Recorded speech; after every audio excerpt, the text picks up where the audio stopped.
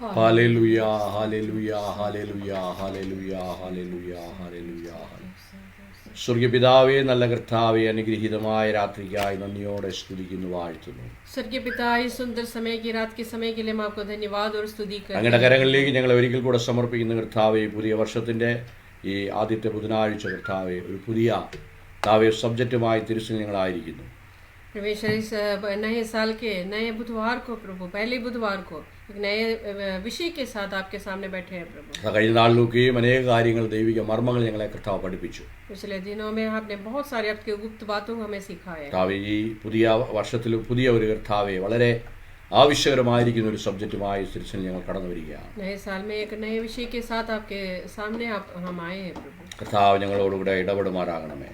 परमेश्वर, हम आपसे बात करिए. അവിടുത്തെ അത്ഭുതകരം നീട്ടണമേ കർത്താവ്. आपके चमत्कार भरा हाथ बढ़ाइए. തിരുകരങ്ങളിൽ ഏൽപ്പിക്കുന്നു. आपके हाथ में समर्पण करते हैं. പ്രാർത്ഥനകളാൽ സ്തോത്രം ചെയ്യുന്നു. अपने प्रार्थनाओं को सुन लिए इसलिए धन्यवाद. യേശുവിന്റെ നാമത്തിൽ ചോദിക്കുന്നു. यीशु मसीह के नाम से हमने मांगा. കൃപ തോന്നി ഉത്തരമണമേ ശ്രീ നല്ല പിതാവേ. सुनिए और कबूल करिए हमारे स्वर्गीय पिता. Hallelujah, praise the Lord. നമുക്കറിയാവുന്ന ഒരു തമിഴ് പാട്ട് നമുക്ക് പാടിച്ചേർന്ന് പാടി ദൈവത്തെ സ്തുതിക്കാം. Hallelujah.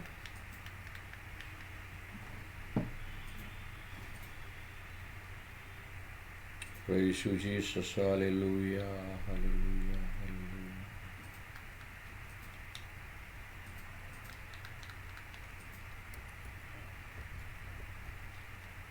Thank you, Lord Jesus. Hallelujah.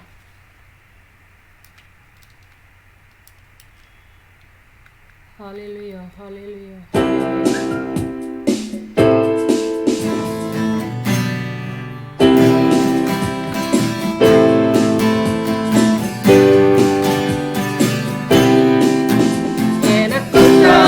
வரும் பர்வதம் நேராயன் கண்களை எனக்கொத்தாசை வரும் பர்வதம் நேராயன் கண்களை பூமியும் படைத்த வல்லதேவனிடமிருந்து வானமும் பூமியும் படைத்த என்ன கடந்த நன்மைகள் வருமே என் கண்களேறெடுப்பே என்ன கடந்த நன்மைகள் வருமே என் கண்களேறெடுப்பே எனக்கொத்தாசை வரும் பர்வதம் நேராயன் கண்களேறெடுப்பே எனக்கொத்தாசை வரும் பர்வதம் நேராயன் கண்களேறெடுப்பே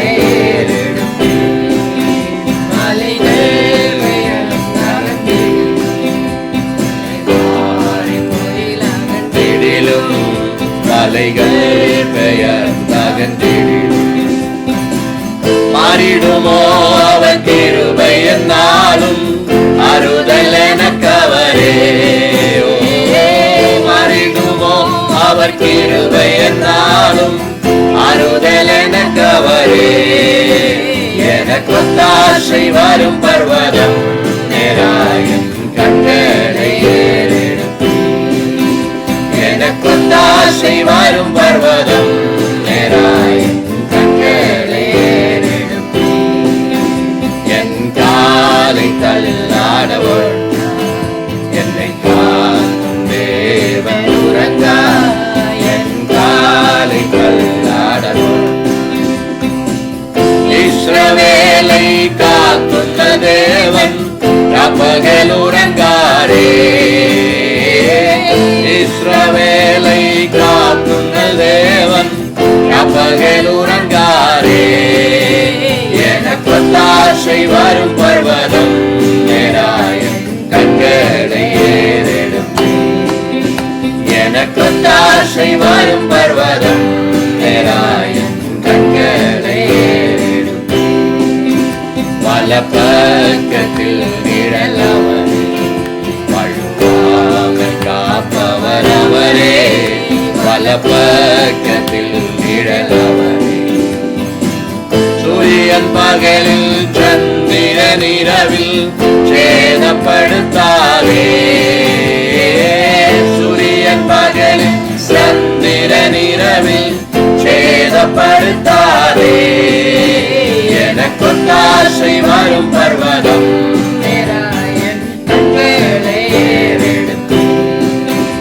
எனக்கொத்தாசை வரும் பர்வதம் கண்களை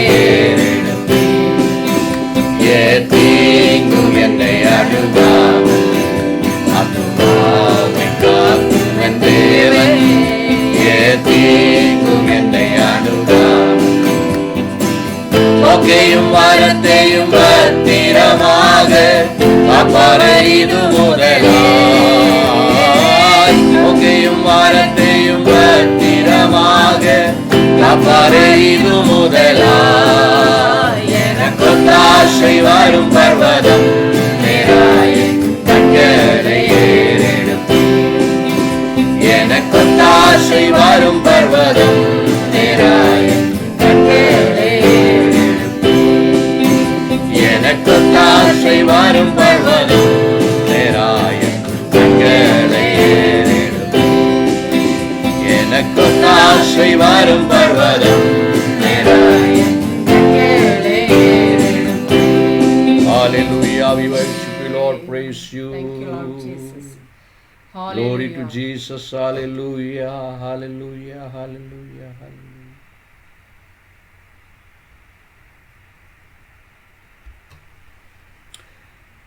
നമുക്ക് പ്രാർത്ഥിക്കാം, ദൈവരങ്ങളിൽ ഏൽപ്പിച്ചു കൊടുക്കാം. Praise the Lord. हम प्रार्थना करेंगे फिर से परमेश्वर की आत्मा एक बार और समर्पण സ്വർഗീയ പിതാവേ, നല്ല കർത്താവേ, രാത്രിക്കായി ഞങ്ങൾ അങ്ങയെ സ്തുതിക്കുന്നു, വാഴ്ത്തുന്നു. स्वर्गीय पिता, इस सुंदर समय की रात के समय के लिए हम आपको धन्यवाद അവിടുത്തെ കരങ്ങളിലേക്ക് ഞങ്ങളെ സമ്പൂർണ്ണമായി സമർപ്പിക്കുന്ന आपके കർത്താവേ, हाथ में पूरी तरह मैं समर्पण തിരുവചനം വായിക്കുവാൻ ധ്യാനിക്കുവാനൊക്കെയും ദൈവമായ കർത്താവ് തമ്പുരാൻ അവിടുന്ന് സഹായിക്കുമാറാകണമെന്ന് പ്രാർത്ഥിക്കുന്നു. परमेश्वर आपके वचन सीखने के लिए और पढ़ने के लिए हमारी सहायता करिए। അവിടുത്തെ കരങ്ങളിൽ ഏൽപ്പിക്കുന്നു. आपके हाथ में समर्पण करते हैं। പ്രാർത്ഥന കടന്നാൽ സ്തോത്രം. प्रार्थनाओं को सुन लिए इसलिए धन्यवाद യേശുവിന്റെ നാമത്തിൽ തന്നെ. यीशु मसीह के नाम से praise the Lord. Hallelujah. Hallelujah. ദൈവം നമ്മളെല്ലാവരെയും ധാരാളമായി ഈ രാത്രികാലം അനുഗ്രഹിക്കുമാറാകട്ടെ. परमेश्वर आप सबको आज रात के समय भी आशीष करने पाए। കഴിഞ്ഞ നാളുകളിൽ നമ്മളെ പരിശുദ്ധാത്മാവിനെ കുറിച്ച് ആഴമായി ചിന്തിക്കുവാനായിട്ട് ദൈവമായ കർത്താവ് സഹായിച്ചു. അനേക കാര്യങ്ങൾ മർമ്മങ്ങളൊക്കെയും ദൈവം നമുക്ക് മനസ്സിലാക്കി തന്നു.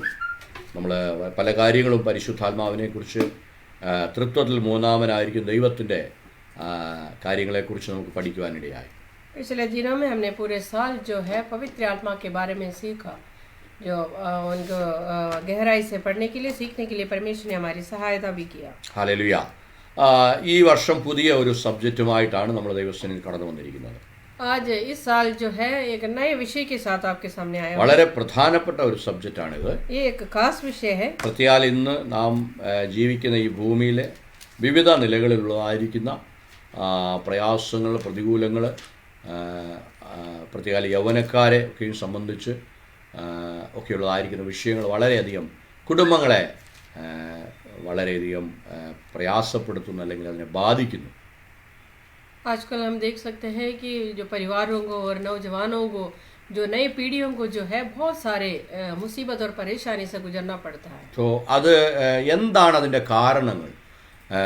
സന്തോഷമായിട്ട് നമുക്ക് കാര്യങ്ങൾ ക്രമീകരിക്കാൻ കഴിയുമോ എന്നുള്ളതായിരിക്കുന്ന വിഷയങ്ങളൊക്കെയും തിരുവചനത്തിൽ കൂടെ നമ്മൾ ഒന്നുകൂടെ ചിന്തിക്കുവാൻ പോവുകയാണ്. हम ये सारे हम उससे आगे बढ़ सकते हैं, उससे हम उसको आगे बढ़ सकते हैं। ये सारे परेशानी से हम गुजर सकते हैं कि उसको कैसे हम आगे बढ़ सकते हैं करके हम पढ़ सकते हैं, देख सकते हैं। ഹല്ലേലൂയ. സോ അതുമായിട്ട് ബന്ധപ്പെട്ടാണ് നമ്മൾ ഈ പകൽക്കാലം ദി ഫാമിലി, അല്ലെങ്കിൽ ദൈവത്താൽ അംഗീകരിക്കപ്പെട്ട, അല്ലെങ്കിൽ ദൈവത്താൽ ഇൻസ്റ്റിറ്റ്യൂഷൻ ചെയ്യപ്പെട്ട ഒരു കാര്യത്തെക്കുറിച്ച് നമ്മൾ പഠിക്കുവാൻ പോകുന്നത്. हम परिवार के बारे में सीखने जा रहे हैं कि परमेश्वर के द्वारा नियमित हुआ या बनाया हुआ उस परिवार के बारे में हम सीखेंगे. കുടുംബവും അതുമായിട്ട് ബന്ധപ്പെട്ടതും അതുമായിട്ട് റിലേറ്റഡ് ആയിട്ടുള്ള കാര്യങ്ങൾ ആണ് ഈ ഭൂമി മുഴുവനും നിറഞ്ഞിരിക്കുന്ന പല കാരണങ്ങൾക്കും അതിൻ്റെ തായ് വേര് എന്ന് പറയുന്നത് കുടുംബമാണ്. इस पृथ्वी के अंदर जो भी चीज़ें हम देख सकते हो, कोई भी बातों को हम देख सकते हो, उसका सबका जो जड़ जो है, मादा जो जड़ जो है, खास जड़ जो है वो परिवार है. കൗൺസിലിങ്ങിലൊക്കെയും അനേകർ കടന്നു വരുമ്പോൾ ഭർത്താവിനെക്കുറിച്ച് പലരും കുറ്റം പറയുന്നു, ഭാര്യയെക്കുറിച്ച് പലരും കുറ്റം പറയുന്നു, അല്ലെങ്കിൽ മക്കളെക്കുറിച്ച് കുറ്റം പറയുന്നു, മാതാപിതാക്കളെക്കുറിച്ച്, അമ്മായിയമ്മയെക്കുറിച്ച്, അമ്മായിയപ്പനെക്കുറിച്ചൊക്കെയും പലരും കുറ്റം പറയുന്നതായിട്ട് നമുക്ക് കാണാൻ കഴിയും. जब काउंसलिंग के लिए जब लोग आते हैं तो हम एक दूसरे को, अपने परिवार के अंदर के हर एक दूसरों को दोष लगाते हुए हम देख सकते हैं. അതിൻ്റെ എല്ലാം അടിസ്ഥാനം ഞാൻ പറഞ്ഞല്ലോ, കുടുംബം എങ്ങനെ പണിയപ്പെടുന്നു എന്നുള്ളതിനെ ആശ്രയിച്ചാണ് നമ്മുടെ സമൂഹത്തിൻ്റെ നിലനിൽപ്പ്, രാജ്യത്തിൻ്റെ നിലനിൽപ്പ്, നമ്മുടെ ഭൂഖണ്ഡത്തിൻ്റെ നിലനിൽപ്പ് തന്നെ. इसके सारे नींव जो है या जो मदर रूट जो है वो अपने परिवार से जुड़ा हुआ है.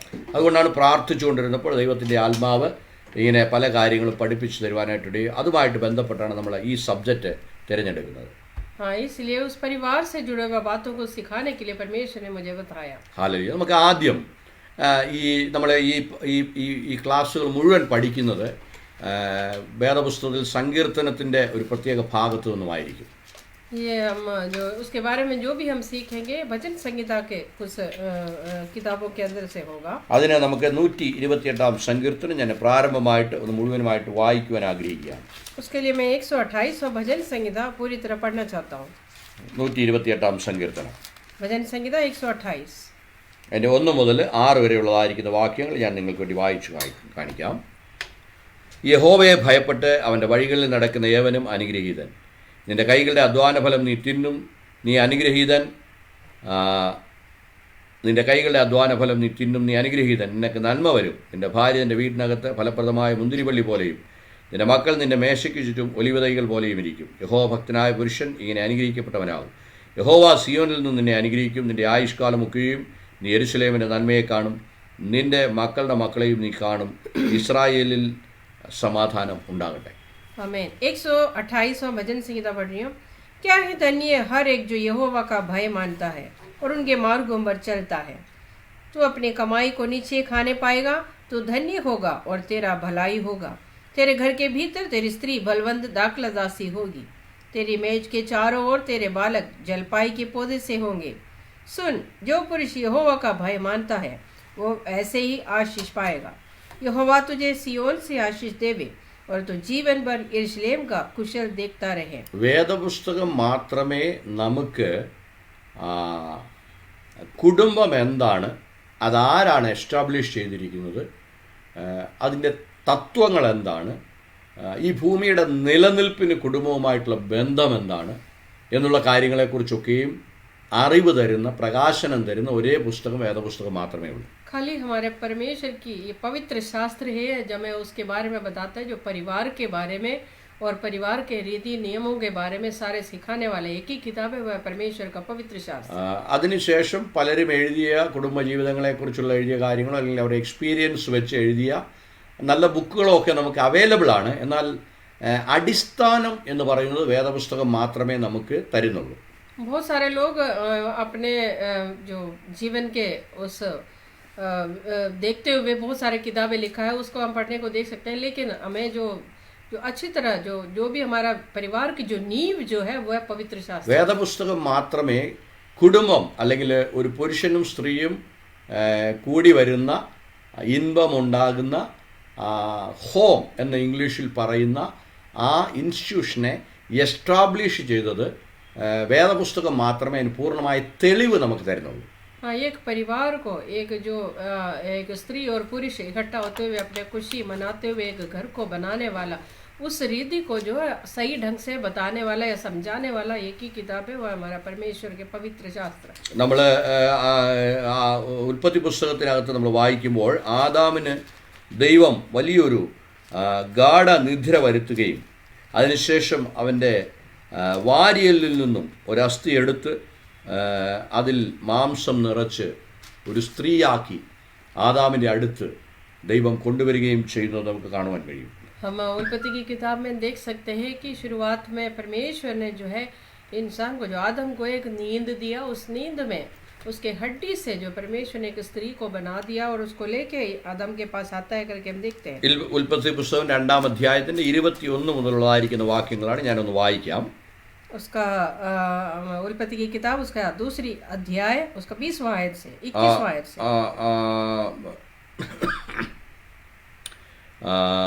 20ാമത്തെ വാക്യം മുതൽ വായിക്കാം. അപ്പോൾ മാത്രമേ അതിൻ്റെ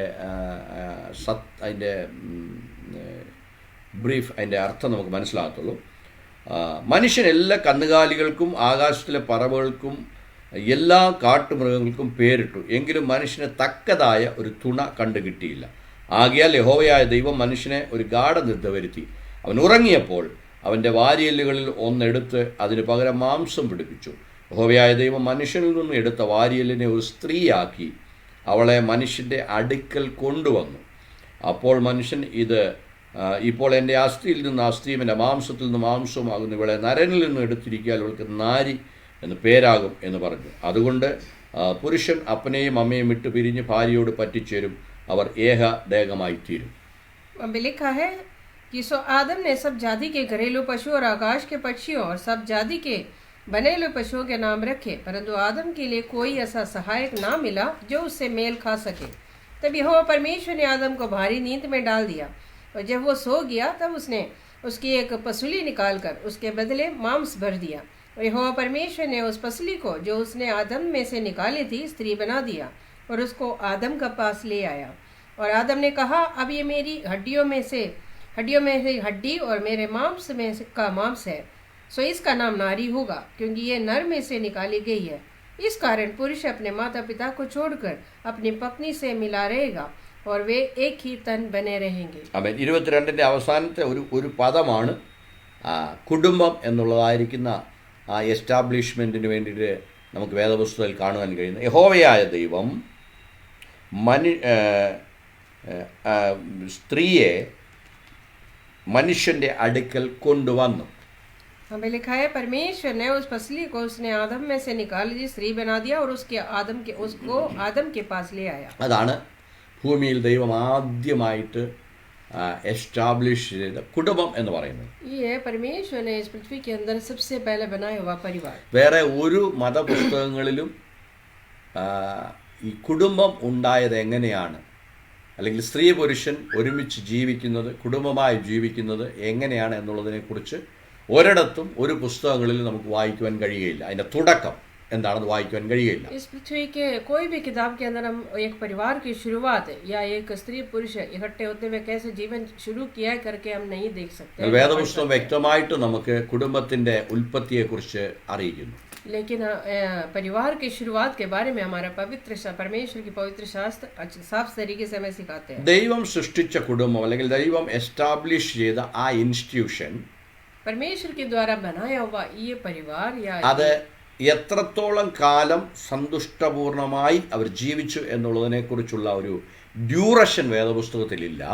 वो कितने साल ऐसे इकट्ठे होते हुए खुशी के जीवन बिताया करके उसका समय का जो सीमा जो है वह नहीं लिखा है. എന്നാൽ നമുക്ക് വായിച്ച് മനസ്സിലാക്കാൻ കഴിയുന്നത് ഹവ്വായും ആദാമും ദൈവത്തിൻ്റെ വാക്ക് നിരസിച്ചപ്പോൾ അല്ലെങ്കിൽ പാപം ചെയ്ത ആ സമയം വരെയും അവരുടെ കുടുംബജീവിതം വളരെ ധന്യമായിരുന്നതായിട്ട് നമുക്ക് മനസ്സിലാക്കാൻ കഴിയും. लेकिन हम देख सकते हैं पाप करने से पहले तक परमेश्वर की बातों को जो उन्होंने अनसुना करने तक जो है उनका जीवन बहुत बड़े खुशी के तरीके से निकल रहे थे. പാപത്തിന് ശേഷമാണ് ഭൂമിയിലെ സകല ദൈവിക പ്രവർത്തികളും അല്ലെങ്കിൽ ദൈവിക നിയന്ത്രണങ്ങളിലും വലിയ മാറ്റങ്ങൾ സംഭവിക്കുവാനായിട്ട് ഇടയായത്. लेकिन पाप होने के बाद जो है इस पृथ्वी के अंदर हर एक बातों में बदलावट आ गया. परमेश्वर के ऊपर ओर से जो होने वाली हर एक बातें जो है उसमें बदलावट आने लगा. ഇന്ന് ഭൂമിയിൽ കാണുന്ന ഈ സിസ്റ്റം ദൈവത്തിൻ്റെ സിസ്റ്റം അല്ല.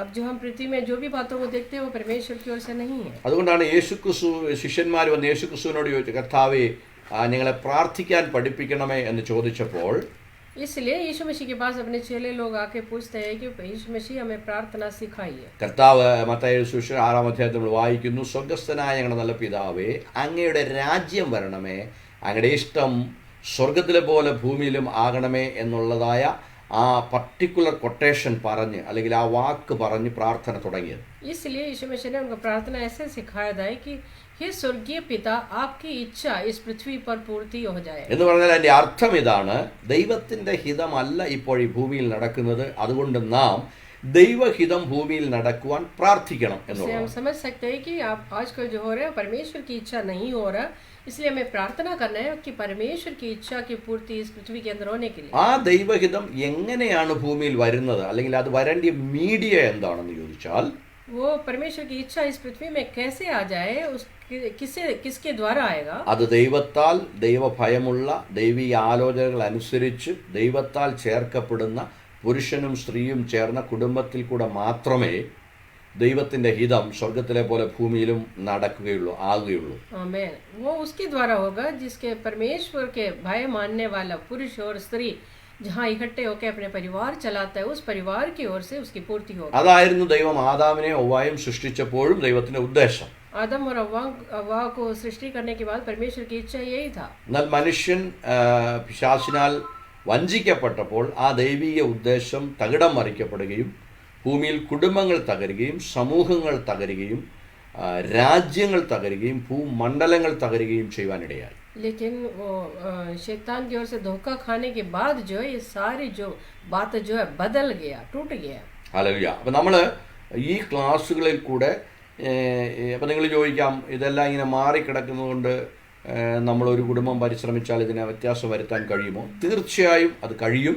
അത് എങ്ങനെയാണ് എന്നുള്ള കാര്യങ്ങളെക്കുറിച്ചാണ് വരുന്ന നാളുകളിൽ ദൈവം അനുവദിച്ചാൽ ചില മാസങ്ങൾ നമ്മൾ വളരെ ആഴമായി ഈ കാര്യങ്ങൾ ചിന്തിക്കുന്നു പോകുന്നത്.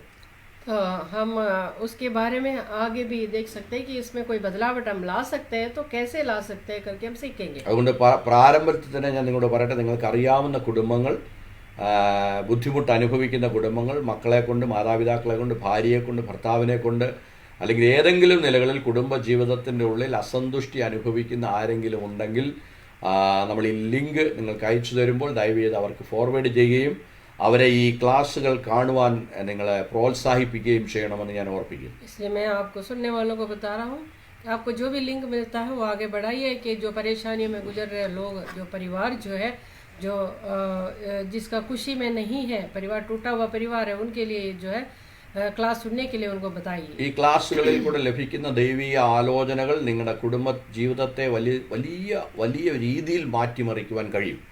हाँ, इसमें से सुनने वाली बातें जो है परमेश्वर की वचन जो है आपकी जिंदगी को बदलेगा. അതുകൊണ്ട് നിങ്ങൾക്ക് അറിയാവുന്നവർ, ഒരുപക്ഷെ നിങ്ങൾ നോക്കുമ്പോൾ പലരും കുടുംബജീവിതം നല്ല രീതിയിൽ നയിക്കുന്നുണ്ടെന്ന് നമുക്ക് തോന്നുന്നവരാണെങ്കിൽ പോലും കുറച്ചുകൂടെ ബെറ്ററായിട്ട് അവരുടെ ജീവിതം നയിക്കുവാൻ, സന്തോഷമുള്ള തലമുറകളെ വളർത്തിയെടുപ്പാൻ, വാർത്തെടുപ്പാൻ അവർക്ക് കഴിയും. അതുകൊണ്ട് അറിയാവുന്ന എല്ലാ കുടുംബങ്ങളിലേക്കും ഈ മെസ്സേജുകൾ, ലിങ്കുകൾ, ഇതിൻ്റെ പോസ്റ്റുകൾ നിങ്ങൾ ദയവ് ചെയ്ത് ഫോർവേഡ് ചെയ്യണമെന്ന് ഞാൻ ആദ്യമായി അഭ്യർത്ഥിക്കുന്നു. इसलिए आपको जानने वाले हर एक परिवार जो आप सोचते होंगे कि वो अच्छा परिवार है, सही ढंग से चल रहे करके, लेकिन उनकी बातें तो आप गहराई से आप नहीं जानते हैं. इसलिए हर एक परिवार को आप ये बताइए सुनने के लिए कि उनके एक अच्छे पीढ़ी, परमेश्वर के द्वारा भय मानने वाले का पीढ़ी उत्पन्न होने के लिए उनको सुनने के लिए बताइए. ഇടയ്ക്കിടയ്ക്ക് ചില ഉദാഹരണങ്ങൾ കൗൺസിലിങ്ങിൽ കൂടെ ലഭിച്ചതായ ചില എക്സ്പീരിയൻസുകൾ, മറ്റുള്ള കാര്യങ്ങളൊക്കെ ഞാൻ നിങ്ങൾക്ക് ഷെയർ ചെയ്യുന്നതായിരിക്കും. അത് നിങ്ങൾക്ക് അനുഗ്രഹമായി തീരുമെന്ന് വിശ്വസിക്കട്ടെ. इसके साथ साथ मैं अपने मेरे पास जो काउंसलिंग के लिए आए हुए लोगों के बारे में बताए हुए बातें कुछ और दृष्टांत और आपको बीच में बताएंगे. ദാമ്പത്യ ജീവിതവും കുടുംബ ജീവിതവും ഒക്കെയും ഇന്നും പലർക്കും പൂർത്തീകരിക്കാനാകാത്തൊരു സ്വപ്നമായിട്ട് അല്ലെങ്കിൽ ഒരു കയ്പുള്ള അനുഭവമായിട്ട് മാറിക്കഴിഞ്ഞിരിക്കുകയാണ്. बहुत सारे लोगों के पारिवारिक जीवन जो है एक कड़वापन में गुजर रहे हैं. ചില വർഷങ്ങളായിട്ട് നമുക്കറിയാം, ലോകം മുഴുവനും ഈ ഡിവോഴ്സ് കേസുകൾ കൂടിക്കൊണ്ടുവരികയാണ്. അതിന് പ്രത്യേക കോടതികൾ, കാരണം അത് കേസുകൾ അധികമായിരിക്കുന്നത് കൊണ്ട്, അത് കേസ് കൈകാര്യം ചെയ്യാനും കഴിയാത്തത് കൊണ്ട് പ്രത്യേക കോടതി പോലും വിവാഹ മോചനത്തിനായി പല രാജ്യങ്ങളിലും ഉള്ളത് നമുക്കറിയാം. आजकल हम देख सकते हैं बहुत सारे डिवोर्स केस चल रहा है कि वो एक जगह में नहीं हो पा रहे, उसके जो अंतिम जो सिफारिश जो इसलिए जो आगे बहुत सारी ऐसी जगह हम देख सकते हैं कि जिनको ये डिवोर्स केस चलने वाले. എന്നാൽ ഇവിടെ വരുന്ന ഈ കോർട്ടുകളിൽ വരുന്ന കേസുകളേക്കാൾ അധികമായി മാനസിക പ്രയാസം അനുഭവിച്ച് അല്ലെങ്കിൽ വിവാഹം കഴിച്ചതിന് ശേഷം കഴിച്ചുപോയി ഇനി എങ്ങനെയും ജീവിച്ച് തീർക്കണം എന്ന് ജീവിക്കുന്ന അനേക കുടുംബങ്ങളും, അസന്തുഷ്ടിയുള്ള പല കുടുംബങ്ങളും, ആയിരക്കണക്കിന് ലക്ഷക്കണക്കിന് കുടുംബങ്ങളെ നമുക്ക് കാണുവാൻ കഴിയും. इसके अलावा हम देख सकते हैं बहुत सारे ऐसे परिवार हैं जो चलो शादी हो गया अब इकट्ठे रहना है, जैसे भी अपने जीवन गुजारेंगे करके ऐसे जीवन बिताने वाले, परिवार बिताने वाले लोग भी हैं। സന്തുഷ്ടമല്ലാത്ത ഒരു കുടുംബ ജീവിതം അല്ലെങ്കിൽ ഭാര്യയും ഭർത്താവും പൂർണ്ണമായ സ്നേഹം പ്രതിഫലിപ്പിക്കാത്ത കുടുംബ ജീവിതത്തിൽ ഉണ്ടാകുന്ന തലമുറകൾ വലിയ നാശത്തിലേക്ക് പോകുന്നത് നമുക്ക് കാണുവാൻ കഴിയും. ऐसे परिवार में जो खुशी में नहीं बिताने वाले परिवार में पैदा होने वाले बच्चे जो है उनका भी जो आगे की जो भविष्य जो है गलत रास्ते में जाते हुए हम देखते हैं. അതാണ് ഏറ്റവും പ്രധാനപ്പെട്ട ദുഃഖകരമായ ഒരു കാര്യം. ഭാര്യ ഭർത്താക്കന്മാരെ ആ ദൈവിക സ്നേഹത്തിൽ, ദൈവിക ആലോചനയിൽ തങ്ങളുടെ കുടുംബം പണിയുന്നില്ല എന്ന് വരികിൽ തലമുറകളാണ് അതിൽ ബാധിക്കപ്പെടുന്നത്. बहुत सबसे बड़ी दुख की बात यही है कि अगर परमेश्वर की इच्छा के अनुसार परमेश्वर के भय में ना रहते हुए अपने परिवार ना बिताने वाले लोगों के जो बच्चे जो है बिगड़ जाते हैं, वो भविष्य उनके खराब हो जाते हैं. അതുകൊണ്ടാണ് ഞാൻ പ്രാരംഭത്തിലെ 128-ാം സങ്കീർത്തനം വായിച്ചത്. इसलिए मैंने शुरुआत में 128वां भजन संगीता पढ़ के सुनाया. ഒരു കുടുംബം നയിക്കുവാൻ തുടങ്ങുവാൻ ഒരു പുരുഷനും സ്ത്രീയും ആവശ്യമാണ്. एक परिवार शुरू करने के लिए एक स्त्री और पुरुष की जरूरत है. ഒരുപക്ഷെ രണ്ടുപേരും നല്ല വിദ്യാസമ്പന്നരായിരിക്കാം, शायद वो अच्छे पढ़े लिखे लोग होंगे, അല്ലെങ്കിൽ നല്ല പാരമ്പര്യമുള്ള നല്ല സൽസ്വഭാവികളായിരിക്കുന്ന മാതാപിതാക്കളുടെ കുഞ്ഞുങ്ങളായിരിക്കാം അവര്. नहीं तो अपने पीढ़ी अपने पारंपरिक रीति से जो है बहुत अच्छे खास जगह मानने वाले परिवार होंगे. എന്നാൽ ഇതൊന്നും ഒരു കുടുംബ സക്സസ് ആയ ഒരു കുടുംബ ജീവിതം നയിക്കുന്നതിന് അടിസ്ഥാനമല്ല എന്നുള്ളതാണ് പല ഗവേഷണങ്ങളിൽ കൂടെയും തെളിഞ്ഞിരിക്കുന്നത്. लेकिन एक अच्छा परिवार, एक खुशी का परिवार बिताने के लिए ये सारी बातें काफी नहीं है.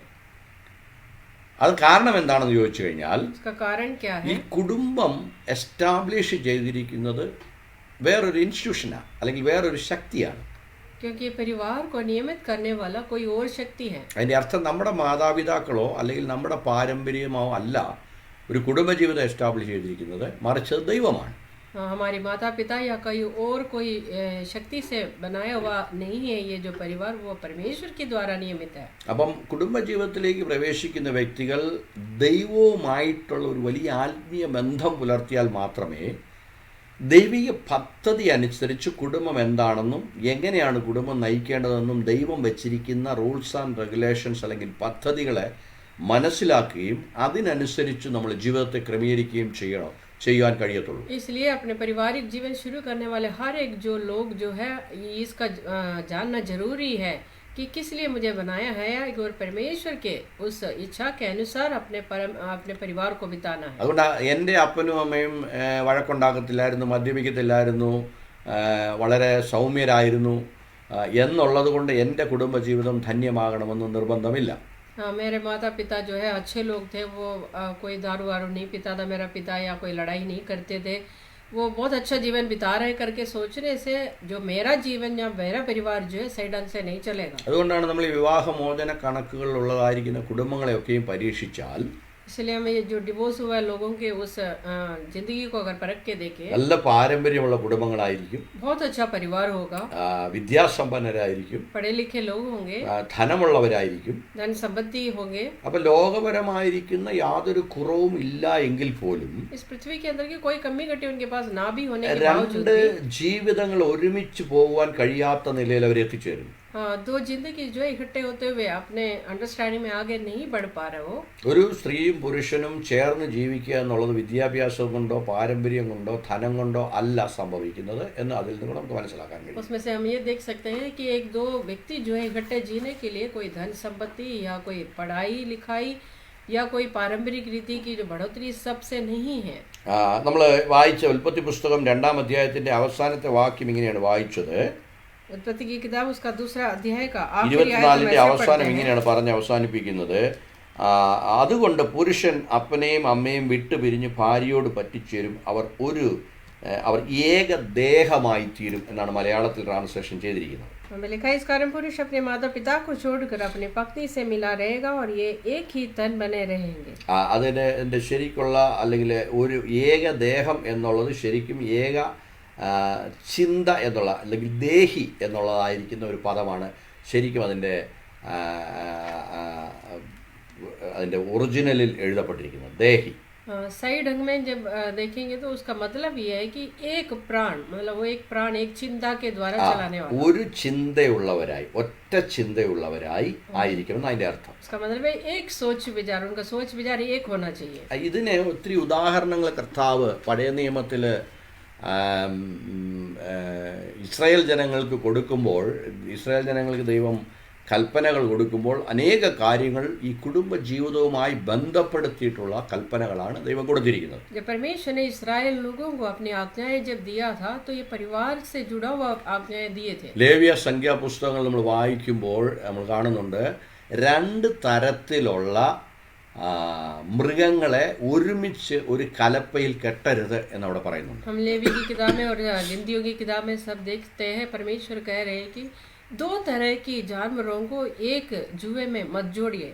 അല്ലെങ്കിൽ രണ്ട് തരത്തിലുള്ള മൃഗങ്ങളെ ഒരു വണ്ടിയിൽ കെട്ടരുതെന്ന് പറയുന്നുണ്ട്. तो एक गाड़ी में दो तरह की जानवरों को ना बांधिए। രണ്ട് തരത്തിലുള്ള വിത്തുകൾ നിങ്ങൾ ഒരു നിലത്തിൽ വിതയ്ക്കരുതെന്ന് ഒക്കെയും കർത്താവ് ഇസ്രായേൽ ജനങ്ങൾക്ക് ആലോചന കൊടുക്കുന്നത് നമുക്കവിടെ കാണുവാൻ കഴിയും. परमेश्वर इस्राएल लोगों को ऐसे चेतावनी भी देते हैं कि एक जमीन पे दो तरह की बीज को ना बोए। ഇതെല്ലാം ഈ കുടുംബ ജീവിതവുമായിട്ട് ബന്ധപ്പെടുത്തിയുള്ളതായിരിക്കുന്ന കാര്യങ്ങളാണ്. ये सारी बातें जो है परिवार से जुड़ी हुई बात है। രണ്ട് തരം എന്ന് ഉദ്ദേശിക്കുന്നതിന്റെ അതിന്റെ അർത്ഥം എന്താണെന്ന് ചോദിച്ചു दो കഴിഞ്ഞാൽ तरह की करके बता रहा है, वो कैसा है? രണ്ട് ചിന്തകളെയാണ് കാണിക്കുന്നത്. दो सोच विचार के बारे में बता ഇവിടെ നമ്മൾ വായിച്ചു, ഭർത്താവും ഭാര്യയും ഒന്ന് ചേർന്ന് കഴിയുമ്പോൾ അവർ ഒരു ചിന്തയുള്ളവരായി തീരുമെന്ന്. यहाँ पे हमने देखा है कि जब पुरुष और स्त्री जब शादी होने के बाद जो है वो एक सोच विचार से होने चाहिए। രണ്ട് തരത്തിലുള്ള മൃഗങ്ങളെ ഒരു കലപ്പയിൽ കെട്ടരുതെന്ന് പറഞ്ഞാൽ ഓരോ മൃഗവും ഓരോ തരത്തിലുള്ള ചിന്തകളായിരിക്കും അതിന്റെ അർത്ഥം.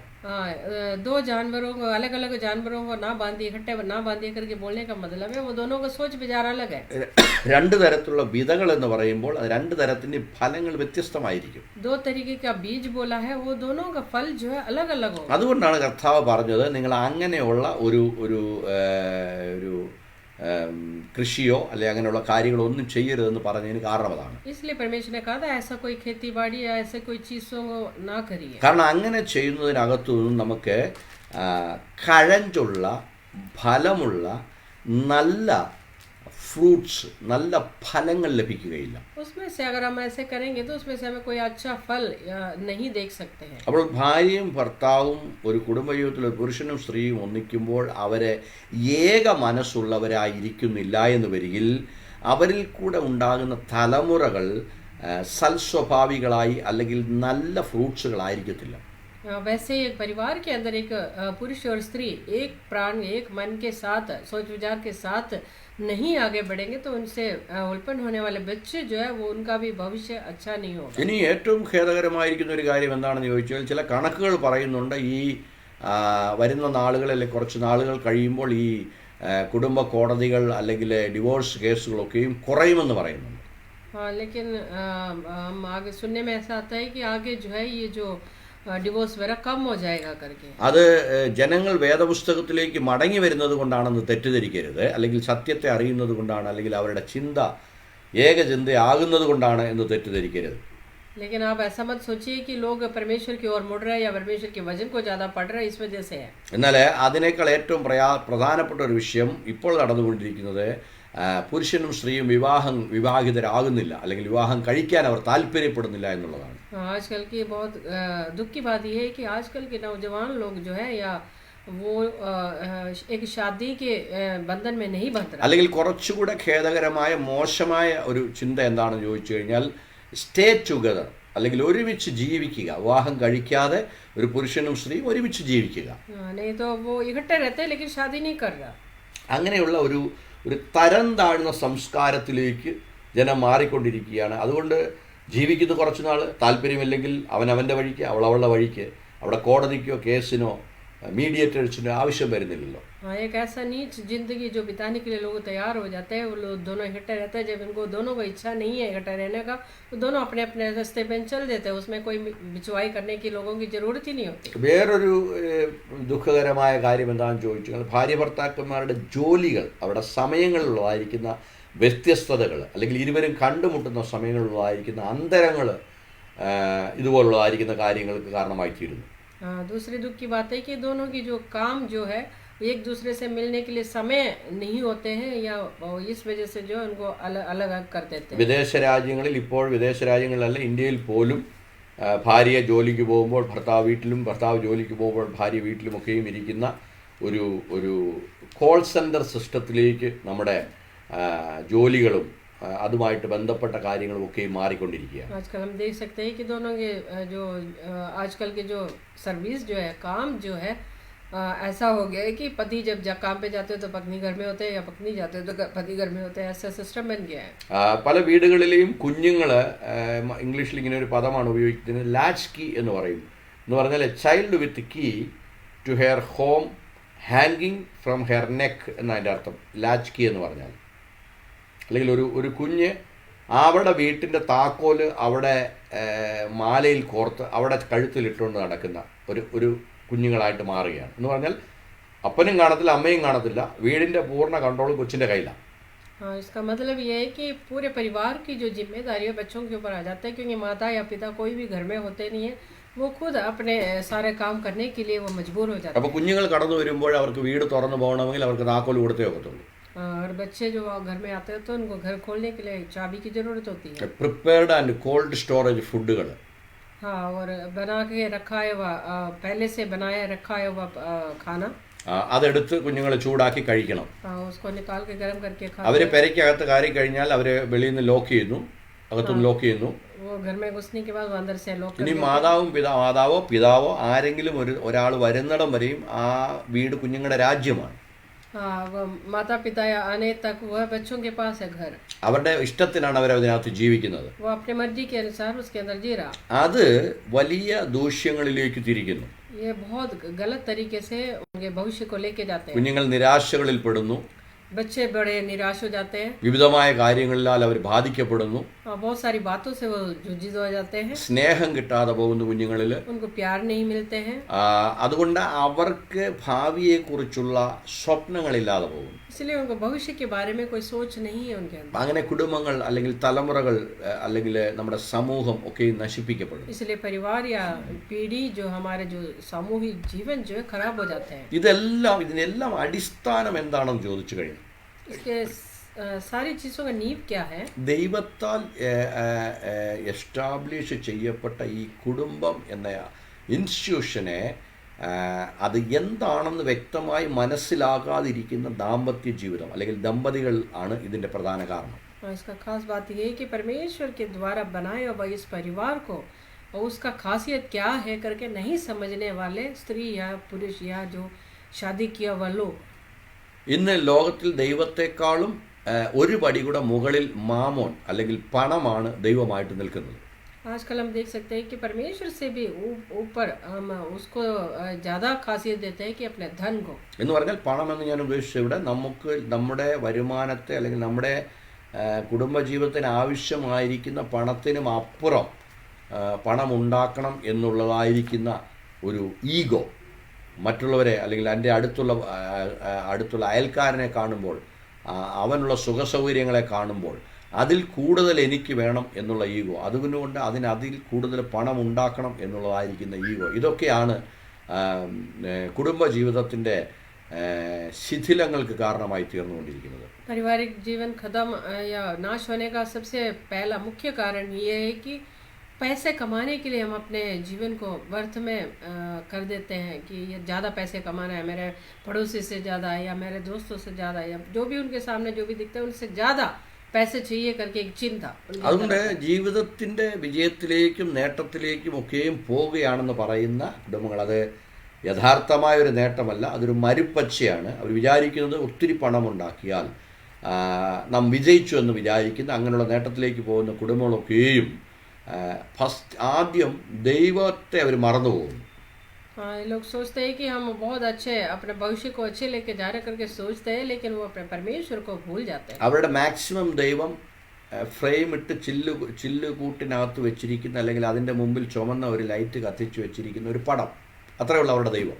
उनके लिए परमेश्वर खाली वो है एक फोटो जो फ्रेम के अंदर बनाए हुए एक फोटो, उसके सामने लाइट जलता है, वो ही उनका परमेश्वर है. അതുകൊണ്ട് ദൈവം കുടുംബത്തിൽ കൂടെ ജനത്തിന് അല്ലെങ്കിൽ ഭാര്യ ഭർത്താവിന് ദമ്പതികൾക്ക് നൽകി തന്നിരിക്കുന്ന സ്വാതന്ത്ര്യത്തെ പലപ്പോഴും ദുരുപയോഗം ചെയ്യപ്പെടുകയും അതിൽ കൂടെ വലിയ പാപങ്ങളിലേക്ക് അവർ വീഴുകയും ചെയ്യും. इसलिए परमेश्वर के द्वारा बनाए हुआ परिवार को गलत तरीके से वो लोग उपयोग करते हैं या गलत तरीके से उनको चलाते हैं, इस वजह से वो पाप में फंस जाते हैं. ഇവരെ ഇങ്ങനെ പിശാച് അവരെ ട്രാപ്പ് ചെയ്ത് അങ്ങനെ ആ പാപത്തിലേക്ക് വീഴിക്കുന്നത് കൊണ്ട് അനേക തലമുറകൾ നശിപ്പിക്കപ്പെടും. इसलिए शैतान जो है इनको पाप के उस जंगल में फंसा देते, जाल में फंसा देते, इसलिए उनकी पीढ़ी जो है नाश में चले जाते हैं. ദൈവ ഭയമില്ലാത്ത തലമുറകൾ ഉരുവാക്കപ്പെടും. परमेश्वर की भय ना होने वाली जो पीढ़ियां जो है पैदा हो जाती हैं. ഭൂമിയിൽ പാപം പെരുകുന്നു, അതിക്രമങ്ങൾ പെരുകുന്നു, അക്രമങ്ങൾ പെരുകുന്നു. पृथ्वी के अंदर बहुत सारे पाप बढ़ जाते हैं, उसके द्वारा बहुत सारे दंड और गलत काम हो जाते हैं. ഇതിൽ നിന്ന് മാറ്റപ്പെടണമെങ്കിൽ इससे हमें हटके चलना है तो ഈ കുടുംബ ജീവിതം എന്താണെന്നും അത് ആരാണ് എസ്റ്റാബ്ലിഷ് ചെയ്തിരിക്കുന്നതും അതെങ്ങനെ നയിക്കണമെന്നും എന്നുള്ളതായിരിക്കുന്ന സത്യത്തെ അല്ലെങ്കിൽ ആ സത്യം മനസ്സിലാക്കുവാൻ ജനം തയ്യാറാകണം. अगर उसमें से सबसे अलग होकर अगर आपको चलना है, एक अच्छा परिवार का जीवन बिताना है तो आपको सच्चाई को ग्रहण करना बहुत जरूरी है. നിങ്ങൾ ചോദിക്കും, ഭൂമി മുഴുവൻ ഇങ്ങനെ കിടക്കുമ്പോൾ അതിനകത്ത് 1-2 കുടുംബങ്ങൾ അല്ലെങ്കിൽ 10 കുടുംബങ്ങൾ അല്ലെങ്കിൽ 1000 കുടുംബങ്ങൾ അല്ലെങ്കിൽ 1,00,000 കുടുംബങ്ങൾ മാത്രം അങ്ങനെ മാറിയാൽ അതുകൊണ്ട് എന്തെങ്കിലും പ്രയോജനം ഉണ്ടാകുമോ എന്ന് ഒരുപക്ഷെ നമ്മൾ ചിന്തിക്കാം. आप एक बार सोच सकते हैं कि अगर थोड़े लोग जाए, थोड़े से एक झुंड लोग जाए अलग होके ऐसे जीने से इसमें कोई बदलाव हटा सकते हैं. കർത്താവായ യേശുക്രിസ്തു ദൈവമക്കളെ കുറിച്ച് പറഞ്ഞ ഒരു വാക്ക് ഞാൻ ഇവിടെ ഉപയോഗിക്കുവാൻ ആഗ്രഹിക്കുകയാണ്. यीशु मसीह जो है अपने परमेश्वर के लोगों के बारे में बताए हुए एक बात बताना चाहता हूँ. കർത്താവ് പറഞ്ഞു, നിങ്ങൾ ഭൂമിയുടെ ഉപ്പാകുന്നു. परमेश्वर यीशु मसीह ने कहा है कि आप लोग इस पृथ्वी के नमक അത് ദൈവത്തെക്കുറിച്ച് അല്ലെങ്കിൽ ദൈവജനത്തെക്കുറിച്ച് കർത്താവ് പറഞ്ഞ ഒരു ഭാഗമാണ്. परमेश्वर के लोगों के बारे में यीशु मसीह ने बताया था.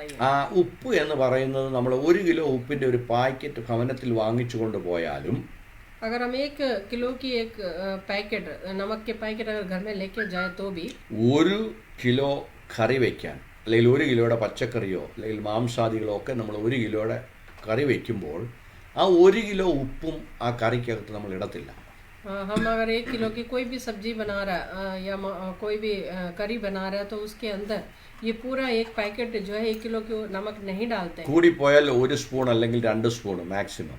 ज्यादा से ज्यादा 2 चम्मच डालेंगे. ആ 1 കിലോ കറിക്കും ആ 2 സ്പൂൺ ഉപ്പ് മതി ആ കറിക്ക് രുചി വരുത്തുവാൻ. उस पूरे 1 किलो की सब्जी के अंदर वो 2 चम्मच नमक काफी है उसको टेस्ट बनाने के. അതുപോലെ തന്നെയാണ് ലോകം മുഴുവനുള്ള സകല കുടുംബങ്ങളും ദൈവത്തെ യഥാർത്ഥമായിട്ട് അറിയാതെ തലമുറകൾ നശിപ്പിക്കപ്പെട്ടിരുന്നാലും वैसे ही इस पृथ्वी के अंदर 1-2 परिवार जो भी है परमेश्वर को जानने वाला अगर 1-2 परिवार है तो അവിടവിടങ്ങളിലായി ഉപ്പിടപ്പെടുന്നത് പോലെ ചില കുടുംബങ്ങൾ, ദൈവത്തെ അറിയുന്ന കുടുംബങ്ങൾ, ആ സത്യം മനസ്സിലാക്കുന്ന കുടുംബങ്ങൾ ഉണ്ടെങ്കിൽ അവർക്ക് അവരുടെ ചുറ്റുപാടുകളെയും അവരുടെ സമൂഹത്തെയും മാറ്റിയെടുക്കുവാൻ കഴിയും.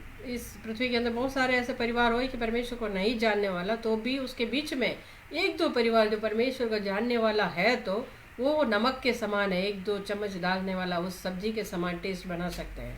അതുകൊണ്ടാണ് നാം ഈ വിഷയത്തെക്കുറിച്ച് ഇങ്ങനെ ആഴമായിട്ട് ചിന്തിക്കുവാൻ താല്പര്യപ്പെടുന്നത്. इसलिए हमने इस विषय के बारे में गहराई से पढ़ना या सीखना चाहते हैं. ഒരുപക്ഷെ ഞങ്ങൾ ക്രിസ്ത്യാനികളാണ്, ഞങ്ങൾ വിശ്വാസികളാണ്, ഞങ്ങൾ പെന്തക്കോസ്തുകാരാണ്, ഞങ്ങൾ അല്ലെങ്കിൽ RC ആണ്, കത്തോലിക്കരാണ്, ഞങ്ങൾ അങ്ങനെ ഏതെങ്കിലും ഡിനോമിനേഷൻ ഉള്ളവരാണ്, ഞങ്ങൾക്ക് കുഴപ്പമൊന്നുമില്ല എന്നൊക്കെ ആയിരിക്കും നമ്മൾ പറഞ്ഞുകൊണ്ട് ജീവിക്കുന്നത്. बहुत लोग ऐसे बोलते होंगे कि हम इस कलीसिया में जाते उस कलीसिया में जाते, बहुत अलग अलग तरीके की डिनोमिनेशन बताते होंगे कि मैं वहाँ गए कि हमारे अंदर कोई कमी घटी नहीं है, हम अच्छे जीवन बिता रहे करके. ഞാൻ ഒരു ചോദ്യം മാത്രം ചോദിക്കട്ടെ. നിങ്ങളുടെ കുടുംബം നിങ്ങൾ താമസിക്കുന്ന സ്ഥലത്ത് ഒരു ഉപ്പിനെ പോലെ രുചി വരുത്തുന്നതാണോ? മറ്റുള്ള സമൂഹത്തിൽ മറ്റുള്ളവരിൽ അല്ലെങ്കിൽ നിങ്ങളുടെ അയൽക്കാർക്ക് നിങ്ങൾ രുചി വരുത്തുന്ന, മധുരം വരുത്തുന്ന ഒരു കുടുംബമാണോ?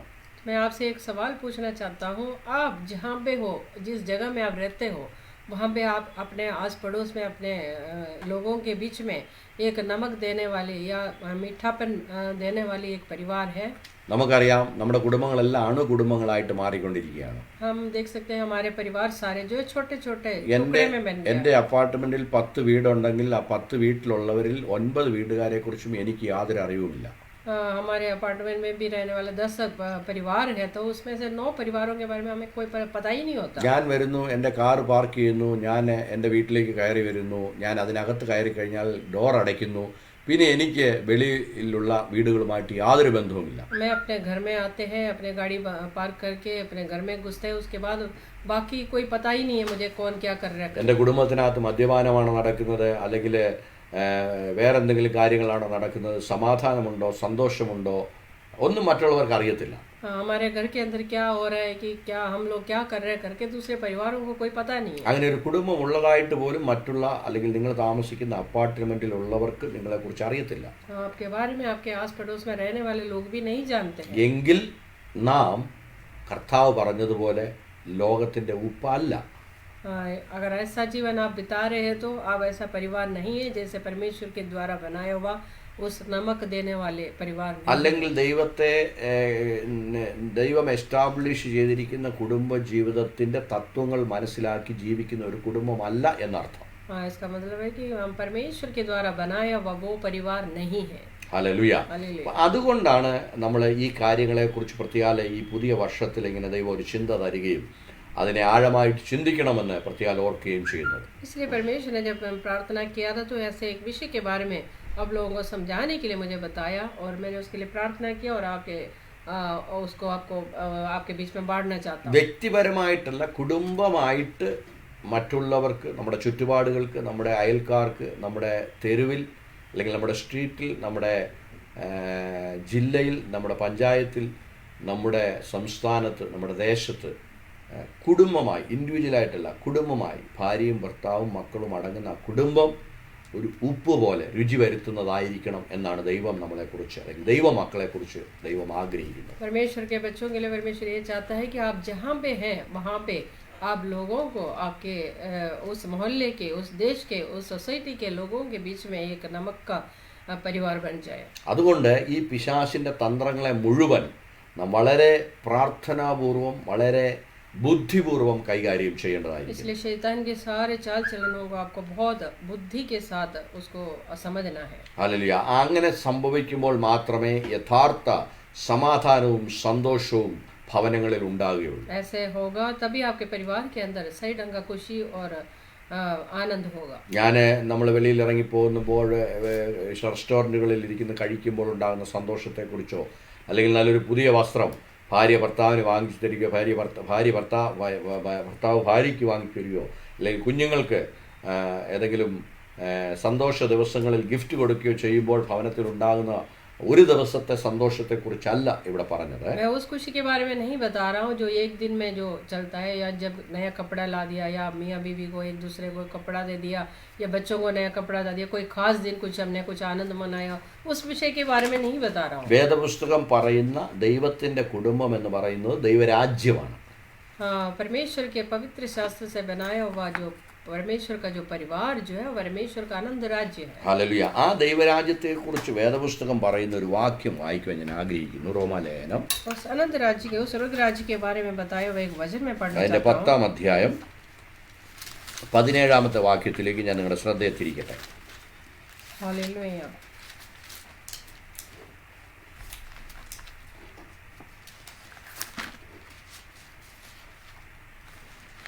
റോമർ 10:17. रोमियो की किताब उसका 10वां अध्याय का 17वां आयत. സോറി, 10 14 17.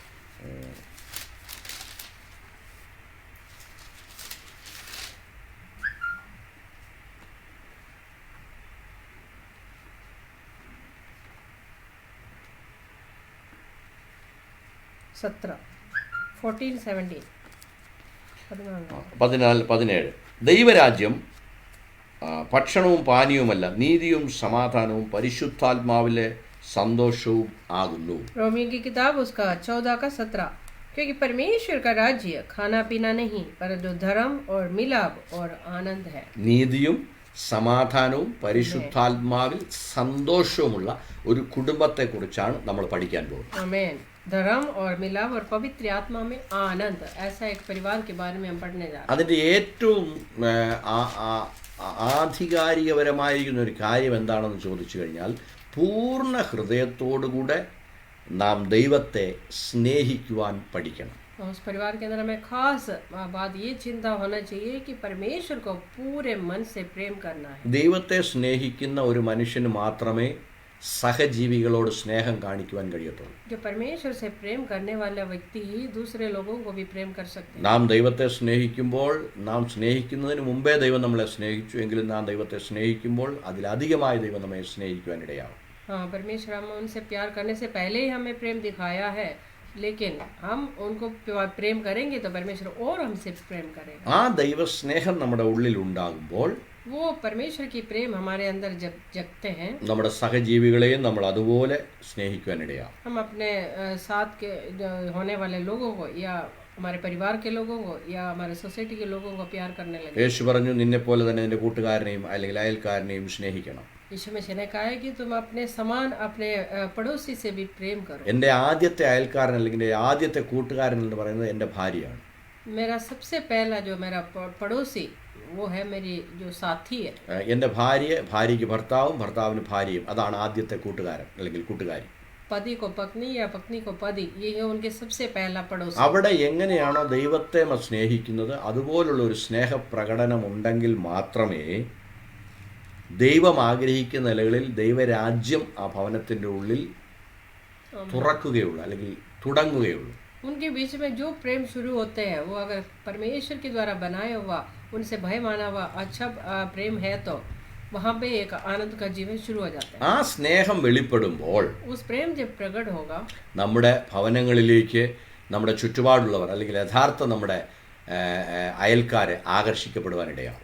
उस परिवार की ओर हमारे सह जो पड़ोसी जो है वो आकर्षित होने लगेगा. ഹല്ലേലൂയ. അങ്ങനെ നമുക്ക് ഹല്ലേലൂയ ദൈവത്തെ മറ്റുള്ളവർക്ക് കാണിച്ചു കൊടുക്കുവാൻ കഴിയും. ऐसे हम परमेश्वर को दूसरे लोगों को प्रकट कर सकते हैं. ഹല്ലേലൂയ. നമ്മുടെ അയൽവാസികളോട് ദൈവത്തിന്റെ മഹത്വത്തെ പ്രതിഫലിപ്പിക്കുന്ന യേശുവിന്റെ വെളിച്ചം നമ്മുടെ വീടുകളിൽ പ്രകാശിക്കണം. हाँ, हम दूसरे लोग हमारे पड़ोसियों को परमेश्वर के बारे में बताने वाला उस रोशनी जो हमारे घर से निकलना चाहिए. ആമേൻ. ഹല്ലേലൂയ. हालेलुया. ദൈവത്തിന്റെ തത്വങ്ങളിൽ ഒരു വീട് നിർമ്മിക്കപ്പെടുമ്പോൾ അത് ഏത് തരത്തിലുള്ളതാണോ, അത് കൊടുങ്കാറ്റിനെ കൊണ്ടോ അല്ലെങ്കിൽ ആത്മീയപരമായിരിക്കുന്ന സുനാമികളെ കൊണ്ടോ ഒന്നും തകർത്ത് കളയുവാൻ കഴിയാത്ത നിലനിൽക്കുന്നതായി തീരുമെന്ന് മറ്റുള്ളവർ മനസ്സിലാക്കേണ്ടതാവും. अब दूसरे लोग तब समझ पाएंगे कि ये परमेश्वर के द्वारा बनाया हुआ एक परिवार जो है, अगर परमेश्वर के द्वारा बनाया है वो परिवार है तो वो कोई भी सामर्थ्य या शक्ति उसको तोड़ नहीं पाएगा. അതെ, അനേക വാക്യങ്ങൾ എൻ്റെ മനസ്സിലേക്ക് ഓടി വരുന്ന ഒരു വാക്യം വായിച്ചു നമ്മൾ ഇന്നത്തെ ക്ലാസ് ഇവിടെ അവസാനിപ്പിക്കാൻ പോവുകയാണ്. हाँ, बहुत सारे वचन मुझे याद आ रहा है, लेकिन एक वचन बता के मैं आज की क्लास खत्म करना चाहता हूँ. സങ്കീർത്തനം 127 സങ്കീർത്തനത്തിന്റെ ഒന്നാമത്തെ വാക്യം നമ്മൾ ഇങ്ങനെയാണ് വായിക്കുന്നത്. भजन संहिता 127 का पहला आयत हम ऐसे पढ़ते हैं. അതിൻ്റെ ഇംഗ്ലീഷ് ട്രാൻസ്ലേഷനുകളിൽ പറഞ്ഞിരിക്കുന്ന പദങ്ങൾക്ക് വ്യത്യാസമുണ്ട്. ഒറിജിനൽ ട്രാൻസ്ലേഷനിൽ വന്നിരിക്കുന്ന പദങ്ങളല്ല ഇംഗ്ലീഷിൽ ഉപയോഗിച്ചിരിക്കുന്നത്, എങ്കിലും അത് തെറ്റല്ല. എന്നാൽ മലയാളത്തിൽ കുറച്ചുകൂടെ അത് അതുപോലെ ട്രാൻസ്ലേറ്റ് ചെയ്യുക നമുക്ക് മനസ്സിലാക്കാൻ ബുദ്ധിമുട്ടാണ്. എങ്കിലും ഞാനൊന്ന് വായിക്കട്ടെ. 127 സങ്കീർത്തനം ഒന്നാമത്തെ വാക്യം. യഹോവ ഭവനം പണിയാതിരുന്നാൽ പണിയുന്നവർ വൃഥാ അധ്വാനിക്കുന്നു. യഹോവ പട്ടണം കാക്കാതിരുന്നാൽ കാവൽക്കാരൻ വൃഥാ ജാഗരിക്കുന്നു. 127 का पहला आयत को पढ़ रही हूँ. यदि घर को यहोवा ना बनाए तो उसके बनाने वालों का परिश्रम व्यर्थ होगा. यदि नगर की रक्षा यहोवा ना करे तो रखवाले का जागना व्यर्थ ही होगा. അല്ലാതെ പരിവാർ അങ്ങനെ വായിക്കും. हाँ? യഹോവ ഭവനം പണിയാതിരുന്നാൽ, വീടല്ല. ഞാൻ പറഞ്ഞല്ലോ ട്രാൻസ്ലേഷൻ അങ്ങനെയാണ് വന്നിരിക്കുന്നത്, പക്ഷെ അതിൻ്റെ ശരിക്കുള്ള പദം എങ്ങനെയാണ്? കുടുംബം. ओके. യഹോവ കുടുംബം പണിയാതിരുന്നാൽ, आमेन. വീട് എന്ന് പറയുന്നത് ഇഷ്ടികകൾ വെച്ച് കെട്ടപ്പെട്ടിരിക്കുന്ന आमेन. എന്താ പറയുന്നത്, ഫിസിക്കൽ, ഇംഗ്ലീഷിൽ അതിന് House. ഹൗസ് എന്ന് പറയും. എന്നാൽ ഇവിടെ ഹൗസ് അല്ല, ഹോമാണ് ഉദ്ദേശിച്ചിരിക്കുന്നത്. यहाँ पे जो കുടുംബം. घर जो बोलते हैं हम, घर जो उसको कहते हैं जो ईंट और सीमेंट से बनाया हुआ, उस बिल्डिंग को कहते हैं घर. लेकिन परिवार वो परमेश्वर के द्वारा बनाया हुआ, दो लोग मिलके एक अपने जिंदगी को शुरू करते उसको कहता है परिवार. അല്ലെങ്കിൽ ഒരു പുരുഷനും സ്ത്രീയും ചേർന്ന് കൂടി വരുമ്പോൾ आमेन. അവരുടെ ആ കൂടി വരവിനെ കൺട്രോൾ ചെയ്യുന്നത് അല്ലെങ്കിൽ അതിൻ്റെ അടിസ്ഥാനം ദൈവത്തിലാണെങ്കിൽ മാത്രമേ आमेन. ആ വീട് ശരിക്കും പണിയപ്പെടത്തുള്ളൂ, ആ കുടുംബം ശരിക്കും പണിയപ്പെടത്തുള്ളൂ എന്നാണ് അതിൻ്റെ അർത്ഥം. हमें इसका मतलब ये है कि परमेश्वर के भय मानते हुए उनके इच्छा के अनुसार, परमेश्वर की इच्छा के अनुसार अपनी जिंदगी दोनों मिलते हुए, अपने सोच विचार एक जैसा समझते हुए आगे जो व्यक्ति जो लोग मिलकर बढ़ाते हैं उसको कहते हैं परिवार. ഒന്നുകൂടെ ഞാൻ വായിക്കാം. യഹോവ കുടുംബം പണിയാതിരുന്നാൽ हमें പണിയുന്ന പുരുഷനും സ്ത്രീയും വൃഥ അധ്വാനിക്കുന്നു. കുറച്ചുകൂടെ എലാബറേറ്റ് ചെയ്ത് പറഞ്ഞാൽ അങ്ങനെയാണ് അതിൻ്റെ അർത്ഥം നമ്മൾ മനസ്സിലാക്കുന്നത്. यदि परमेश्वर परिवार को ना बनाए तो उसको बनाने वालों का परिश्रम व्यर्थ है. ദൈവം കുടുംബം പണിയാതിരുന്നാൽ, और परमेश्वर परिवार को ना बनाएगा तो പണിയുന്ന ആ കുടുംബത്തെ കുടുംബമാക്കി മാറ്റാൻ അധ്വാനിക്കുന്ന പുരുഷനും സ്ത്രീയും അവർ വൃഥ അധ്വാനിക്കുന്നു. उस परिवार को बनाने के लिए परिश्रम जो करने वाले दो व्यक्ति जो वो है वृथा परिश्रम करते हैं. ഞാൻ പ്രാരംഭത്തിലേ പറഞ്ഞല്ലോ, പണമാണ് ഇന്ന് ദൈവത്തെക്കാൾ ഒരു പടിയായി ഉയർന്നിരിക്കുന്നതായിട്ട് മനുഷ്യൻ ചിന്തിക്കുന്നത്. ദൈവത്തിന് കൊടുക്കേണ്ട സ്ഥാനത്തിന് അപ്പുറത്തായിട്ട് പണത്തിന് സ്ഥാനം കൊടുക്കുന്ന ഒരു സമൂഹമാണ് നമ്മളിന്ന് കാണുന്നത്. आजकल हम देख सकते हैं, मैंने पहले भी आपको बता दिया, परमेश्वर से भी बढ़कर धन को या पैसा कमाने का उस समय को ज़्यादा वो लोग समय देता है कि उसको कमाने के लिए. കഴിഞ്ഞ ദിവസം ഞാൻ ഫേസ്ബുക്കിലുണ്ടായിരുന്ന ഒരു ഒരു ഒരു ഒരു ഒരു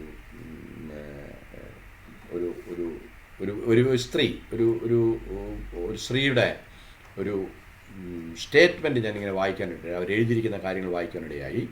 पिछले दिनों में मैंने फेसबुक में एक ऐसा एक चीज़ को या पढ़ने को देखा. അവർ വളരെ ദാരിദ്ര്യത്തിലുണ്ടായിരുന്ന ഒരു കുട്ടിയായിരുന്നു. ആദ്യത്തിൽ അവൾ പഠിക്കാൻ മിടുക്കിയായിരുന്നു, പഠിച്ചു, അതിനുശേഷം നല്ല വിദ്യാഭ്യാസം പ്രാപിച്ചു, കെമിസ്ട്രി എടുത്ത് പഠിച്ച് അതിനകത്ത് PhD എടുത്തു. एक लड़की के बारे में वहाँ लिखा हुआ है कि वो बहुत गरीब घर की थी, लेकिन वो पढ़ने में बहुत तेज थी, इसलिए वो केमिस्ट्री विषय को लेके आगे पढ़ना चाहा. അതിൻ്റെ ഡോക്ടറേറ്റ് എടുത്തു. और उसमें वो डॉक्टरेट मिल गई उसको. ആ ഡോക്ടറേറ്റ് എടുത്തു കഴിഞ്ഞ് അവൾ പറഞ്ഞ ഒരു ഭാഗം ഒരു കൊട്ടേഷൻ എന്നെ വളരെയധികം വേദനിപ്പിക്കാനിടയായി. हाँ, लेकिन वो उसको सब डॉक्टरेट बनने के बाद उसने एक बोला हुआ एक बात को मुझे बहुत दुख खेदित किया. അവൾ इങ്ങനെയാണ് പറഞ്ഞിരിക്കുന്നത്, കെമിസ്ട്രി പഠിച്ചത് കൊണ്ട് ദൈവം എന്ന് പറയുന്ന ഒന്ന് ഇല്ല എന്ന് എനിക്ക് മനസ്സിലായെന്ന് അവൾ പറയാനിടയായി. वो बोल रहे थे कि केमिस्ट्री मैंने अच्छी तरह पढ़ ली है, इसलिए मुझे पता चला है कि परमेश्वर है ही नहीं. വേദപുസ്തകം പോലും വ്യക്തമായിട്ട് പറയുന്ന അറിവ് ചീർപ്പിക്കുന്നു. അറിവ് അല്ലെങ്കിൽ മനുഷ്യനെ എന്താ പറയുന്നത്, മനുഷ്യൻ്റെ ചിന്താഗതികളെ മാറ്റിക്കളയുന്നു എന്ന് വേദപുസ്തകം വ്യക്തമായിട്ട് പറയും. परमेश्वर का वचन कहता है जो हमारे जो ज्ञान जो बढ़ता है तो हमारी बुद्धि खो जाता है. അതിൻ്റെ അതേ വചനമായിട്ട് ബന്ധപ്പെട്ട് വേറൊരു വേദപുസ്തകത്തിൽ ഒരു വചനം കൂടെ ഉണ്ട്, അന്ത്യനാളുകളിൽ അറിവ് വർദ്ധിക്കും എന്ന് പറയുന്നുണ്ട്. उसको जोड़ते हुए बता रहे हैं कि अंतिम दिनों में जो है ज्ञान बढ़ जाएगा करके हम पढ़ते हैं. ഈ അറിവ് ദൈവത്തെക്കുറിച്ചുള്ള അറിവിനെ കുറിച്ചല്ല പറയുന്നത്, ലോകപരമായിരിക്കുന്ന അറിവിനെ കുറിച്ചാണ്. ये ज्ञान जो है परमेश्वर की ओर के ज्ञान नहीं, पृथ्वी के ज्ञान है. ഈ ലോകപരമായിരിക്കുന്ന അറിവാണ് ദൈവത്തിനും അപ്പുറത്ത് പണത്തെ ദൈവമായിട്ട് കരുതുന്ന അറിവ്. वो ज्ञान ये है कि जो धन को परमेश्वर के बढ़ के धन को समझने वाला या मानने वाला ज्ञान. മനുഷ്യൻ്റെ ഏറ്റവും വലിയ ചിന്ത അതാണ്, പണമുണ്ടെങ്കിൽ എനിക്ക് എന്തും സാധിക്കാം അല്ലെങ്കിൽ എന്തും നേടാം എന്നുള്ളതാണ് മനുഷ്യൻ്റെ ഏറ്റവും വലിയ ചിന്ത. അത് പിശാചിനാൽ അവൻ കബളിപ്പിക്കപ്പെടുന്നതാണ്. आजकल लोगों का सोच विचार ये, अगर पैसा है तो सब कुछ है, मैं कुछ भी कर सकता हूँ करके शैतान उसको धोखा देता है. എന്നാൽ മരണത്തിൻ്റെ മുമ്പിൽ അവൻ ചെന്ന് നിൽക്കുമ്പോൾ മാത്രമേ അവന് സത്യം മനസ്സിലാകത്തുള്ളൂ, പണത്തെക്കാളും അപ്പുറത്ത് വേറെ ചില കാര്യങ്ങൾ കൂടെ ഉണ്ടെന്ന്. लेकिन जब मृत्यु को वो सामना करता है तभी उसको पता चलेगा कि इसके आगे कुछ बातें हैं वो पैसे से नहीं खरीद सकता. നമ്മൾ ആശുപത്രികളിലൊക്കെയും ചെല്ലുമ്പോൾ ഡോക്ടർമാർ പറയുന്ന ഒരു കാര്യമുണ്ടല്ലോ, ഞങ്ങളെ കൊണ്ട് കഴിയുന്നത് ഞങ്ങൾ ചെയ്യുന്നു, ബാക്കിയൊക്കെയും നിങ്ങൾ പ്രാർത്ഥിക്കുക, ദൈവത്തിൻ്റെ കയ്യിലാണെന്ന് പറയാറുണ്ട്. हम हॉस्पिटल वगैरह में जाते हैं तो वहाँ पे डॉक्टर लोग कहते हैं हमसे जितना हो सकता था हमने कर लिया, आगे आप प्रार्थना करिए, परमेश्वर के ऊपर छोड़िए करके. എന്നാൽ ആ മരണത്തിൻ്റെ മുമ്പിൽ ചെന്ന് നിൽക്കുന്നതിന് മുമ്പ് തന്നെ നല്ല രീതിയിൽ നമ്മെ അഭ്യസിപ്പിക്കുവാൻ കഴിയുന്ന ദൈവമുണ്ട്. ആ ദൈവത്തിലേക്ക് തിരിയുന്നത് നമ്മുടെ ജീവിതത്തിൽ വലിയ അനുഗ്രഹത്തിന് കാരണമായി. आमीन. लेकिन उस मृत्यु के सामना करने से पहले एक बार आप सोच सकते हैं और उस परमेश्वर की ओर मुड़ेंगे तो आपकी ज़िंदगी सफल हो जाएगी. അതുകൊണ്ട് ഈ ക്ലാസ്സുകൾ അറ്റൻഡ് ചെയ്യുന്ന നിങ്ങളുടെ എല്ലാവരുടെയും ജീവിതത്തിൽ കുടുംബസ്ഥരാണെങ്കിൽ അല്ലെങ്കിൽ കുടുംബസ്ഥരാകാൻ പോകുന്നവരാണെങ്കിൽ നിങ്ങളെ ദൈവം നിങ്ങളുടെ കുടുംബത്തെ യഹോവ അല്ലെങ്കിൽ ദൈവം പണിയട്ടെ. ഹല്ലേലൂയ. अगर आप अपने जीवन पारिवारिक जीवन शुरू करने वाले कोई व्यक्ति है या ऐसा कोई है तो आप परमेश्वर के ऊपर छोड़िए कि परमेश्वर आपके उस परिवार को बनाने पाए। നാം അത് പണിത് അവസാനം വൃഥാവായി നമ്മുടെ അധ്വാനം പോകാതെ വണ്ണം आमीन। അതിനെ എസ്റ്റാബ്ലിഷ് ചെയ്ത് ദൈവം തന്നെ നമ്മുടെ കുടുംബ ജീവിതത്തെ പണിയുവാൻ നമുക്ക് സമർപ്പിച്ചു കൊടുക്കാം. आमीन। നമ്മുടെ കണ്ണുകൾ അടയ്ക്കാം, നമുക്ക് പ്രാർത്ഥിക്കാം. हम खुद उसको बनाने के लिए कोशिश करते हुए अपने समय को व्यर्थ करने से अच्छा है उसको सृष्टि करने वाला, उसको बनाने वाला उस परमेश्वर के हाथ में उसको सौंप के आगे बढ़िए और आपके जीवन सफल होने पाए। സ്വർഗീയ പിതാവേ, നല്ല കർത്താവേ, അനുഗ്രഹീതമായ സന്ധിക്കായി നന്ദിയോടെ സ്തോത്രം. स्वर्गीय पिता, इस सुंदर शाम की समय के लिए मैं आपको धन्यवाद അവിടുത്തെ കരങ്ങളിലേക്ക് ഞങ്ങളെ ഒരിക്കൽ കൂടി ഏൽപ്പിക്കുന്നു, സമർപ്പിക്കുന്നു. आपके हाथ में एक बार और हमें पूरी तरह समर्पण करते ഇന്ന് രാത്രികാലം കർത്താവേ ഞങ്ങൾക്ക് നൽകി തന്ന നല്ല ചിന്തകൾക്കായി നന്ദിയോടെ സ്തോത്രം. हैं। रात की समय हमें दिया हुआ अच्छे सोच के लिए धन्यवाद प्रभु। ദൈവരാജ്യം ദൈവം കർത്താവ് ഈ ഭൂമിയിൽ എസ്റ്റാബ്ലിഷ് ചെയ്തിരിക്കുന്നു. അത് കുടുംബത്തിൽ കൂടെയാണ് വെളിപ്പെടുന്നതെന്ന് കർത്താവ് മനസ്സിലാക്കുവാൻ ദൈവം ഞങ്ങളെ സഹായിച്ചതിനാൽ സ്തോത്രം.